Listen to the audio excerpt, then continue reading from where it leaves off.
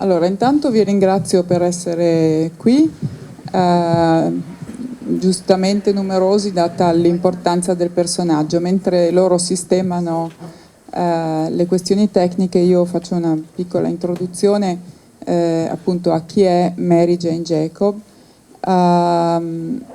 che ha avuto numerosi riconoscimenti, tra cui Women Caucus for a Lifetime Achievement Award e poi riconoscimenti dalla Getty Foundation, dalla Rockefeller Foundation, dalla Guggenheim Action, insomma negli Stati Uniti è veramente un personaggio di riferimento e lo è diventato a partire soprattutto, direi, dal 1991, quando ha organizzato una mostra che ha avuto un'enorme risonanza, e cioè Places with the Past a Charleston, che è stata veramente una mostra seminale per quella che noi oggi chiamiamo public art. E in seguito nel 93 questa esperienza ha trovato un passo ulteriore nella mostra Culture in Action a Chicago. Nel 96 ha organizzato Conversation at the Castle e ancora dal 2001 ogni anno produce una grande manifestazione a Chicago e è molto, come dire, per noi motivo di orgoglio il fatto che si chiami Spoleto Festival, in memoria del fatto che in fondo la prima mostra nello spazio pubblico, di sculture nello spazio pubblico, anche se allora appunto erano sculture non esattamente definibili come public art, venne fatta nel 62 a Spoleto e quella fu la mostra, come dire, che segnò poi un tracciato, anche se forse chi vi partecipò non sapeva a che cosa stava andando incontro, cosa si stava aprendo con quella manifestazione. È anche un'autrice di numerosi saggi, molto letto, è diventato punto di riferimento in tante bibliografie, è il Buddha Mind in Contemporary Art, che è uscito per il University of California Press nel 2004, e che è una ricerca sulla natura delle varie pratiche artistiche, quindi appunto uno sguardo, un survey su tante maniere differenti e tutte parimenti dotate di dignità di fare arte.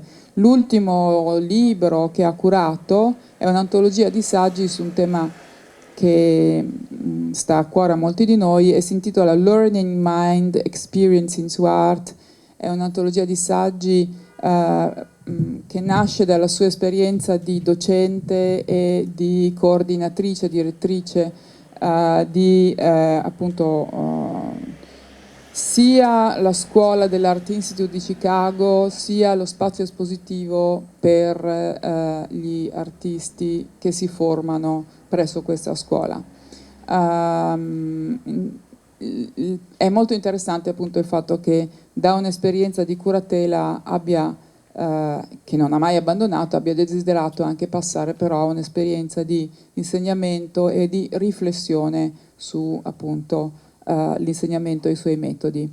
Che dire, il curriculum naturalmente è sempre così lungo che rischia di diventare noioso e passiamo forse subito a farle delle domande. Parleremo in inglese sperando che questo non sia drammatico. Io magari ogni tanto farò dei riassunti in italiano, ma d'altra parte se traduciamo tutto parola per parola diventa veramente il doppio del tempo e quindi la metà del piacere. So thank you for being here. I already told who you are. So okay, we can maybe start. Thank you, Susan. So yeah, thank you. So first of all, thank you for waiting. I had to come from another location today, and so I appreciate you being here. I know It's a little warm. I try to keep my remarks as concise as possible and maybe even have some time for questions. And second apology for speaking in English. I couldn't make it through this kind of text entirely in my Italian. But I also address you this evening as primarily, I think, a group of artists. If not everyone is an artist, I would imagine in this location, everyone has a very deep sensibility about what it is to be an artist. And for myself too. I'm not an artist, I'm a curator, as you heard. And I hope maybe we can keep translation to a minimum, so you stop me when you feel like you maybe need to summarize something.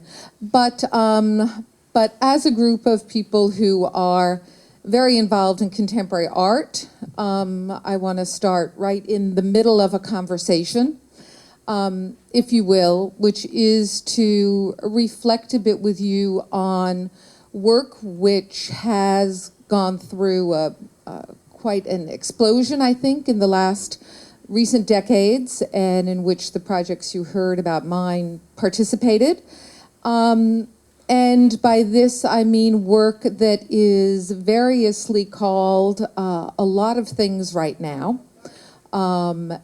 Sometimes new genre public art, sometimes socially engaged art, community-based art, participatory art, relational art, social sculpture, we go back to Boyce, quite a few things.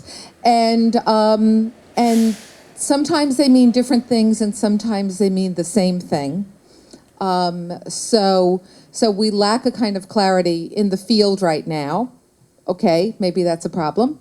But let us say that it is something which shows a lot of energy related to the field. So that's a positive. And rather than sorting out those definitions here with you, what I'm going to do instead is just throw another term at you that we will christen this evening, called effective art. Now, effective, to have an effect, means to be successful doing the thing you intend to do. And that means it has a use. So I have to pause here to say that this word use, práctica, practical things, is a problem in the world of contemporary art, because as we know, coming from modernism, we were free from the walls, free from the practical utility, and that has become the hallmark of what we consider to be high art, great art, real art. And however, all art has an effect, but the effect primarily that we have stayed with in this modern era, or from the last century, has been the effect of aesthetic pleasure. And that is so much a part of the definition that we don't even really think of it as an effect. Certainly we don't think of it as a practical thing. So point one is that we have a problem with this word use or practical intention with contemporary art. But I want to talk about some work that's very practical. Point two, coming from the United States, as you can evidently tell, right, is that we have a kind of opposite situation in the United States, is that as a culture, and I don't mean the contemporary art world in New York or Chicago, but as a culture, we have a problem with art because it doesn't have a use. We're very practical, capitalists. Can you sell it? Who will buy it? And what will it do? And so in deep roots of our culture, the non-utility of art is one of the reasons why, as a culture, we do not respect art. Art has no use, it's for the elite, it doesn't work within the general culture, and so we find even with people like President Barack Obama, who we think more or less in the world is good, about as good as it gets right now on our side of the Atlantic, that you will find he never speaks about culture. He never speaks about art. He distances himself from that so that he does not have that as a problem area with conservatives, because art itself is something to be skeptical about. So we have this strange dilemma between the art world having a problem with use, the American culture world, in a general way, wanting use, and now somehow some other art I'm going to talk to you about that has use, that I will say we will begin together with this premise. I will ask your indulgence to begin with this premise, that we imagine that the work of an artist can be both art and useful. You want to say some words? Ci sono state moltissime definizioni negli ultimi anni per definire arte socialmente impegnata, scultura sociale, public art, arte relazionale. Insomma, c'è molta confusione per quanto riguarda le definizioni, però questa confusione appunto designa anche, denota tantissima energia attorno a un'arte che sia effettiva, cioè, scusatemi, meglio dire efficace, cioè che arrivi a un risultato. In qualche modo che recuperi l'uso. Ora, tenendo conto che noi veniamo dalla tradizione modernista, in cui l'unico vero obiettivo dell'opera d'arte era quello del piacere estetico, è evidente che si pone un problema nel recuperare il termine uso relativamente alla pratica artistica. Venendo dagli Stati Uniti, poi c'è anche un'altra faccenda da sottolineare, cioè il fatto che in un sistema profondamente capitalista ciò che non ha uso è anche considerato sostanzialmente da tenere lontano, in qualche modo non fa parte del ciclo del lavoro, non fa parte del ciclo del guadagno, e persino persone sicuramente illuminate come Barack Obama tendono a non nominare mai il settore dell'arte e della cultura. In sostanza esiste appunto questo doppio livello, questa sorta di dilemma tra un'arte che tende a recuperare i valori dell'uso e dell'efficacia da un lato, però dall'altro anche una tradizione dell'arte per la quale si tratterebbe di qualcosa di elitario, di sganciato da appunto un'efficacia sociale, e quindi tendenzialmente si cerca di parlarne il meno possibile.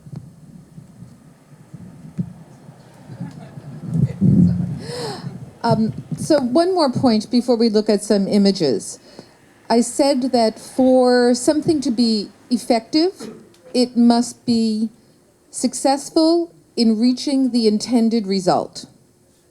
So I want to say a few words about the process of the artist, which I think is really an excellent means, that is the creative process, to lead us to some amazing results, effective results, useful results.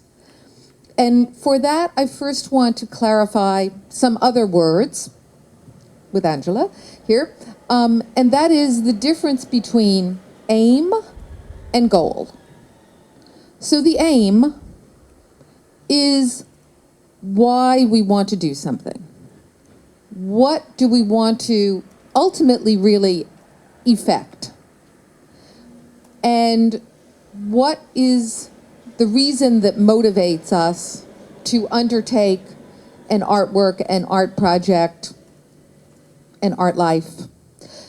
The goal is the thing we can name. If aim is the why, goal is the what. Now, if we said that our aim was to make a painting, no, that's the goal. But the aim may be, okay, we'd be very classic, to express myself. Okay, something like that. So aim and goal. And in the work that I'm going to share with you, the aim is very important. The aim is very hard to find and to locate because it happens in a social arena.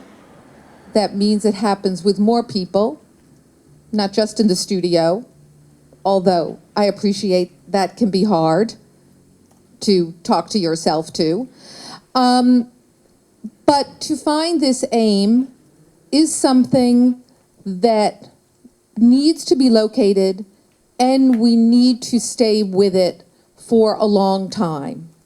That is not to rush immediately to an idea of how to manifest that aim, a visualization of what it can be, and especially with the people I'm showing you, actually to reach the full course of that aim is to make a number of things that become steps along the way. So, to me, the creative process of the artist and the artist's possibility to be in a long, protracted state of discomfort with what we will call creative chaos, because it is a messy moment, to be with that is highly productive for the kind of effective art that I'm talking about. Allora, perché qualcosa sia efficace deve evidentemente esserci un risultato possibilmente eccellente. Eccellente significa che davvero succede qualcosa. Allora qui è il momento di distinguere tra due parole. Una è aim, che potremmo tradurre forse come intenzione, anche se è una traduzione assolutamente libera, e l'altra parola è goal, che evidentemente possiamo tradurre come meta. Però appunto aim significa ciò che veramente tiene dentro le nostre intenzioni, ciò che tiene dentro le nostre motivazioni, ciò che porta a un processo, e mentre goal vuol dire ciò che ci porta a una cosa. Il goal è la cosa, cioè ha senso dire il mio aim è esprimere me stesso, per esempio, e il mio goal è fare un quadro, non ha senso dire il contrario. L'oggetto, il che cosa, è un goal. Allora, l'arte di cui Mary Jane Jacobs ci vuole parlare non è esattamente quella basata sul goal, ma quella basata sull'aim, cioè quella che implica il non correre subito alla finalizzazione di che cosa vogliamo fare, ma anzi sottolineare il processo e porsi in uno stato anche lungo di ricerca, uno stato protratto di ricerca di ciò che chiameremmo appunto momento creativo, momento ideativo. And just one more word on that. Aim is really aim, like with an arrow. That means there's a very sharp focus, but at the same time, it's very open where that focus is going to land. Okay? It's the arrow and the bow, but we don't really know. We have to find the target. Aim è come una freccia che non sappiamo dove atterrerà, non sappiamo qual è il bersaglio, ma appunto è il punto sta nella direzione, nell'avere una direzione. So, talk about a work and then maybe you can just summarize it. So the first work I want to use as an example is a project over quite a few years by the artist Lisa Roberts, who has roots in Finland and in America. And her aim with this project was to re-explore this city in Russia, Viborg, Russia, because this city, before World War II, was the cultural capital of Finland, Viipuri. That means before World War II, it was Finland, and it was the cultural capital.